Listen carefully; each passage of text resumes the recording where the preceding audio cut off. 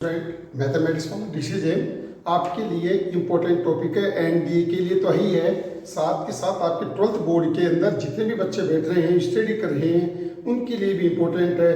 जी mains के लिए भी है, जितने भी अदर कंपटीशन आप देंगे उसके लिए भी आपके पास है। तो आज का जो टॉपिक है एनडीए के लिए 100% सिलेक्शन, आपका 100% सिलेक्शन होगा। पार्ट 8 है, डेफिनेट इंटीग्रल है। डेफिनेट इंटीग्रल का नंबर 1 पार्ट है आपके पास जो थ्योरेटिकल है। तो आपको इस पे मैंने आपको कहा है 10 मिनट मेरे को चाहिए आपका एनडीए में सिलेक्शन करा के मैं छोड़ूंगा।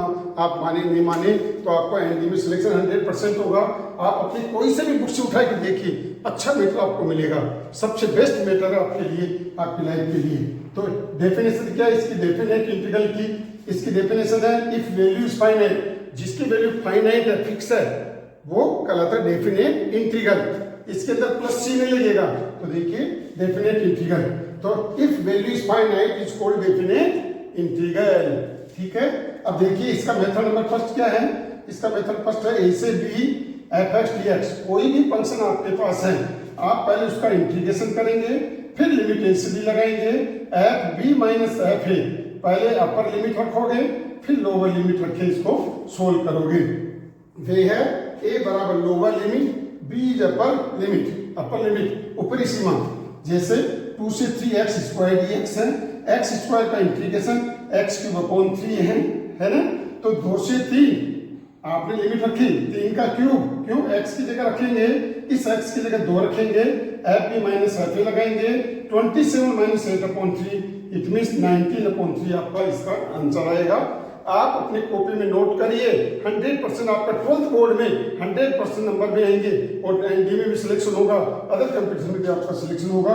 मेथड नंबर फर्स्ट सेकंड है इफ, अगर आपके पास डबल फंक्शन आ गया जिसको अपन आइलेट, इससे करते हैं अपन आइलेट से। तो देखो अगर डबल फंक्शन आ गया तो इसका इंटीग्रेशन कैसे करते हैं? ध्यान रखिए, यहाँ बच्चे गलती करते हैं, गलती नहीं करना आपने को।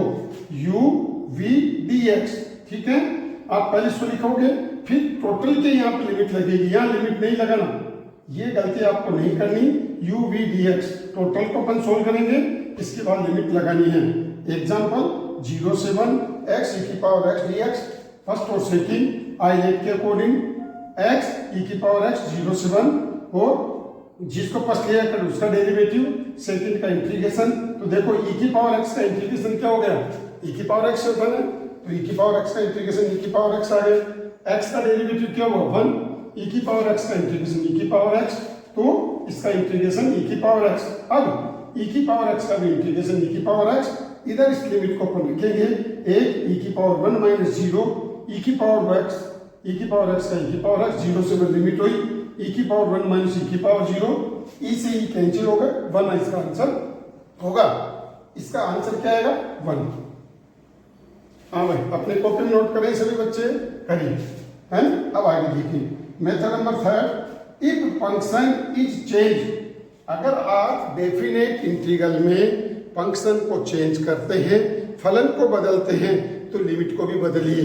बट इसको बिना बदले भी कर सकते हैं, लेकिन उसमें गलत होने की संभावना ज्यादा रहती है, इसीलिए इस मेथड का ध्यान रखिए।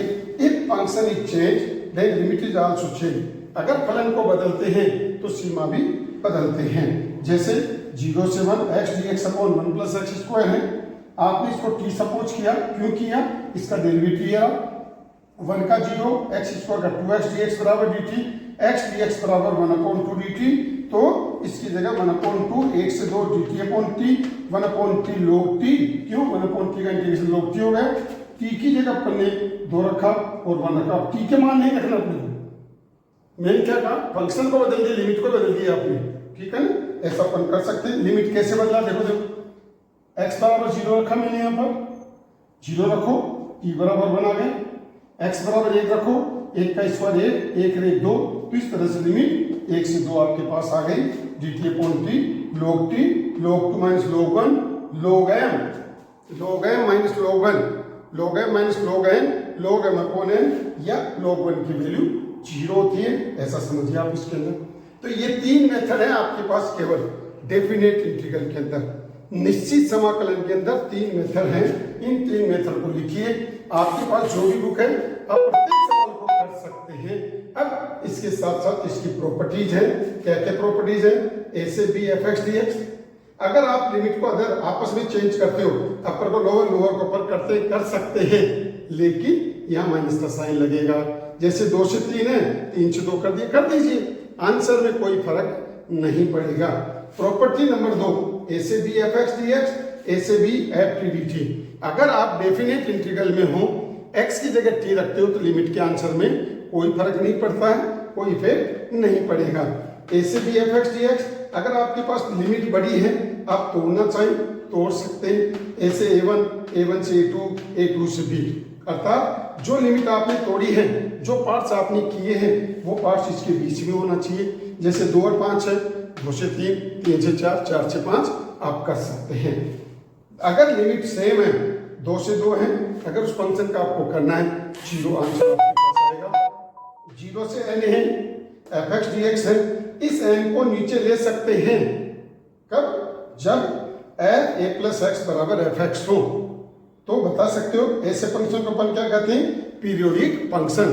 अगर जो लिमिट आप नीचे, जैसे 0 से 2 पाई है, 2 को नीचे लिख सकते हैं, बस शर्त है कि उसको पाई प्लस एक्स करने पर वापस एफ एक्स आना चाहिए। जैसे 10 पाई प्लस एक्स है, 10 पाई प्लस एक्स बराबर 10x होता है ना। इसका मतलब 0 से 2 पाई 10x है, तो 2 को नीचे लिख सकते हैं और इसको इजी कर सकते हैं। तो ऐसी प्रॉपर्टीज आपके पास है। ये 5 प्रॉपर्टी लिखाई और 3 मेथड हैं।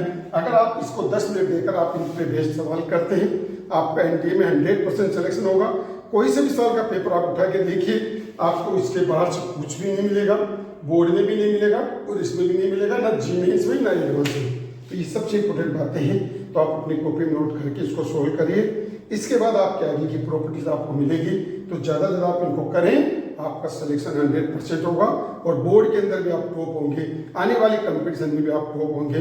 बस शर्त है कि आप इन सवालों को करेंगे और अपने फ्रेंड्स को भी सेंड करें, लाइक और सब्सक्राइब कराएं उनसे, ताकि आपको फर्स्ट वीडियो मिलते रहें, ताकि आपको कहीं डोलने की जरूरत नहीं है। जितने भी मार्केट के अंदर एनडीए की बुक है या पेपर है, वो सारी चीज़ें आपको मिलेगी एक ही जगह, एक ही टाइम पर। इसीलिए आपका टाइम भी बचेगा और आपको टेंशन भी नहीं होगा। No tension.